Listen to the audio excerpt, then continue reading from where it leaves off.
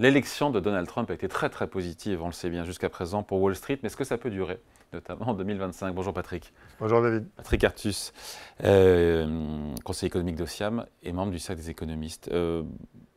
Pour vous, l'élection de Donald Trump, elle va avoir un effet ambigu sur les cours boursiers aux États-Unis. Mais pour l'instant, l'effet, il n'est pas ambigu. Pour l'instant, l'effet, il est très clair, il est positif. Oui, alors il y a un effet de réaction à l'élection, comme chaque fois. Mais si vous réfléchissez dans les politiques qui sont préconisées par Donald Trump, il y a des politiques qui vont vraiment dans les deux directions en ce qui concerne leur effet sur les cours boursiers. Alors d'une part, il y a des politiques qui sont favorables aux entreprises américaines et donc qui vont faire monter leurs cours. C'est essentiellement les déréglementations.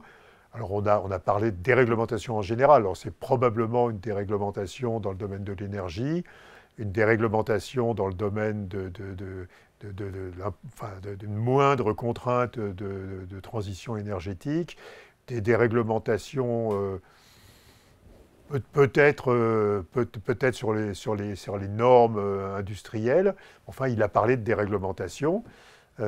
Et d'autre part, ce qui est favorable, effectivement, c'est la baisse des impôts des entreprises, en particulier la baisse de l'impôt sur les bénéfices des sociétés de 21 à 15%. Alors ça, c'est favorable et c'est à ça que réagissent les cours boursiers aujourd'hui. En omettant les effets négatifs de sa politique. Alors, effets négatifs, il y a deux politiques qui ont des effets négatifs sur les entreprises. La première, c'est les droits de douane. Si vous avez effectivement des droits de douane taxant toutes les importations des États-Unis, quel que soit le pays d'origine, alors évidemment avec des taux différents, des taux normalement plus élevés sur la Chine, sur le Mexique que sur l'Europe, etc. Mais enfin, globalement, vous avez une hausse des prix sur le marché domestique américain. Il faut comprendre que toutes les expériences et tous les travaux d'ailleurs académiques montrent que quand vous mettez des droits de douane de façon non anticipée ou brutalement, vous avez un effet de substitution, vous avez une capacité de substituer de la production nationale à la production importée qui est extrêmement faible.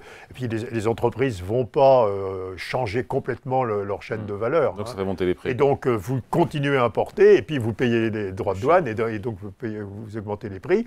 Donc ça aura un effet négatif sur l'ensemble des entreprises américaines parce que des hausses de prix vont faire baisser le pouvoir d'achat des ménages américains parce que les salaires ne sont indexés qu'à peu près à moitié sur les prix aux États-Unis. Mais il l'a avoué d'ailleurs Donald Trump en disant qu'il ne savait pas quel serait l'impact de ces mesures sur l'inflation des Américains. Il l'a dit et voilà. Et donc, s'il y a effectivement des droits de douane globaux, vous pouvez faire un calcul. Hein, si vous avez 15 points de droits de douane globaux, vous aurez 10% de hausse des prix des importations, vous aurez 2 points d'inflation en plus et vous aurez 1 point de perte du pouvoir d'achat des ménages. Donc vous aurez 1 point de consommation en moins. Ce qui n'est pas bon pour l'économie américaine, et surtout sur les secteurs de la consommation, sur l'agroalimentaire, etc. Il a été élu notamment sur cette promesse de faire baisser les prix. Mais ça, c'est incohérent. Vous ne pouvez pas faire baisser les prix et mettre des droits de douane, quoi. Et alors, deuxième politique, c'est les politiques vis-à-vis de l'immigration. Alors, il a répété depuis l'élection qu'il voulait freiner considérablement l'immigration illégale aux États-Unis. Il faut savoir que c'est compliqué, l'immigration aux États-Unis. Il y a, pour 100 immigrés qui rentrent aux États-Unis, vous avez 75 qui se régularisent. Donc, soit qui prennent la nationalité américaine, soit qui ont un permis de séjour permanent. Il n'y en a que 25 qui restent, qui travaillent, hein, c'est 25, mais qui restent ce qu'on appelle immigrés illégaux. Il y a à peu près 11 millions d'immigrés illégaux aux États-Unis. Hein. Donc, ce n'est pas le total de l'immigration. Donc, il veut faire partir même les immigrés illégaux. Bon, le lobby patronal est extraordinairement hostile. Ces immigrés illégaux travaillent dans les secteurs pas très sophistiqués. Ils travaillent dans la restauration, dans les emplois à domicile, dans le transport, etc., dans la logistique. Mais enfin, c'est une partie importante des emplois dans ces secteurs. Donc le patronat est vent debout contre cette politique. Mais il va au moins freiner les flux nouveaux d'immigration.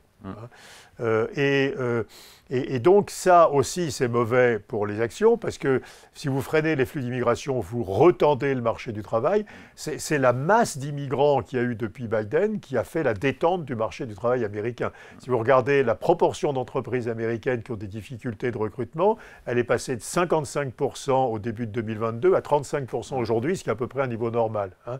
Et cette baisse, ce n'est pas qu'il y a eu une mauvaise performance économique des États-Unis, c'est la masse d'immigration. Il y a eu plus de 2,5 millions d'immigrés chaque année sous la présidence de Biden. Et donc l'immigration a détendu le marché du travail, a freiné les salaires. Les hausses de salaire, c'est autour de 4% aujourd'hui aux États-Unis. Hein, c'était de l'ordre de 6% il y a 2 ans. Et a contribué à la désinflation. Donc, vous aurez, si vous avez des freins à l'immigration, d'abord, vous aurez de l'inflation. Donc, à nouveau, ce n'est pas bon pour la consommation des ménages. Et puis, vous aurez des tensions sur les recrutements dans un certain nombre de secteurs. Et puis, il y aura encore une fois une réserve fédérale américaine qui, évidemment, réagira à cette inflation. Et alors, la réserve fédérale américaine réagira, montera les taux d'intérêt. Les taux d'intérêt à long terme remonteront. D'ailleurs, remarquez que si vous regardez l'inflation anticipée à 10 ans aux États-Unis, elle a monté de 40 points de base depuis l'élection de Donald Trump. Hein. Donc, il y a un effet même sur les anticipations d'inflation à très long terme. Au global, on finit là-dessus. Quel est l'effet qu'il emporte entre les effets positifs de la politique économique qui sera menée par Donald Trump et ses externalités, on va dire, négatives? S'il fait tout ce qu'il a dit en ce qui concerne les politiques défavorables, c'est-à-dire si vraiment il y a des droits de douane très importants, et s'il y a un freinage substantiel de l'immigration, l'effet résultant sera négatif sur le marché des actions américaines. Pour l'instant, ce n'est pas du tout pricé par les investisseurs. Non, mais oui. Alors, quand même, les marchés... le seul marché qui a pricé ça, c'est le marché des anticipations de taux d'intérêt à court terme. Avant l'élection de Trump, à l'été 2024, les taux d'intérêt à court terme étaient anticipés baisser jusqu'à 2,75%. Maintenant, on est à 3,75%. Donc, on a gagné 100 points de base sur les... Et puis les taux de... Voilà. Mais ça n'a pas eu d'effet majeur sur les taux d'intérêt à long terme, etc. Ni sur les actions.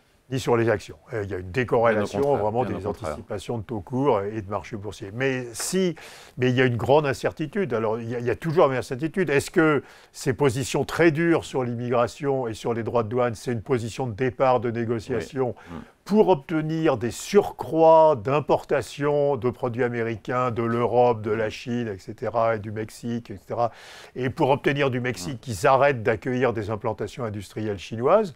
Ou bien, est-ce que c'est vrai? Est-ce que ça va vraiment être mis en place? La clé, elle est là. Et voilà, donc on ne sait pas, à nouveau, on a une incertitude.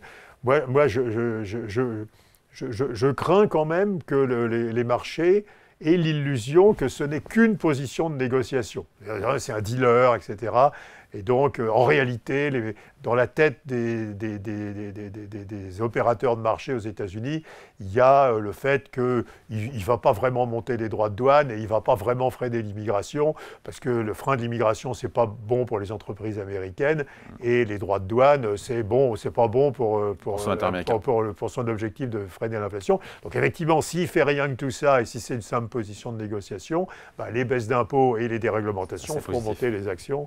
Mais j'ai vraiment un doute, parce que si vous regardez ce que désirent les électeurs républicains, donc il y a des sondages très précis, y compris maintenant, qui sont faits par des politistes aux États-Unis, ce que désirent les électeurs américains, c'est républicain, c'est-à-dire républicain aux États-Unis. C'est aussi vrai pour les démocrates, mais à moindre degré. Mais il y a plus de 75% des électeurs républicains qui disent les 3 priorités de politique économique, c'est 1, arrêter les importations de produits étrangers, 2, arrêter l'immigration, et 3, faire baisser les prix. Donc, toujours cette contradiction entre 3, 2 et 1. Voilà, c'est assez incohérent, mais vraiment... il y a un soutien. Il y a un soutien de sa base politique aux droits de douane et à l'arrêt de l'immigration. Il pousserait à faire cette grosse bêtise de mettre des droits de douane et d'arrêter l'immigration. On aura des réponses en 2025. Merci beaucoup. Explication signée Patrick Artus. Merci Patrick. Merci David.